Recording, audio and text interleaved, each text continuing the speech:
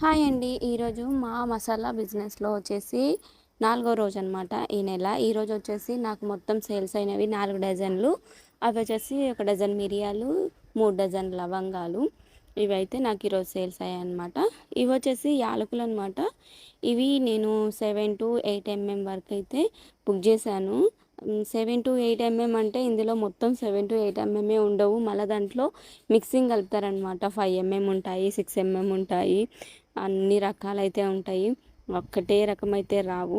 ఒక్కొక్కసారి ఇట్లా వచ్చి మొత్తం ఎలా వేయాలనో కూడా అర్థం కాదనమాట. కొంచెం లాస్ అయితే ఉంటుంది ఇట్లాంటి వాటిల్లో. నా వీడియో ఫస్ట్ టైం చూస్తుంటే ప్లీజ్ వీడియోని లైక్ చేయండి, షేర్ చేయండి, మర్చిపోకుండా సబ్స్క్రైబ్ చేయండి. ఇక్కడైతే నేను ఏం చేస్తున్నానంటే మొత్తం చిన్న చిన్నవన్నీ సపరేట్ అయితే చేస్తున్నాను, పెద్దవన్నీ సపరేట్ చేస్తున్నాను. ఎందుకంటే రూ. 2కి సపరేటు, రూ. 5వి సపరేట్ చేయాలి కదా. అందుకోసం అయితే ఇవన్నీ వేరుతున్నాను అనమాట. మనకైతే ఇవి నేను హోల్సేల్గానే కొనుక్కొస్తాను. మాకు ఇక్కడే దొరుకుతాయి అన్నమాట. ఆదోనిలో కొనుక్కొచ్చి నేనైతే ప్యాకింగ్ చేసి హోల్సేల్ షాప్‌లోకి అయితే వేస్తుంటాను అనమాట.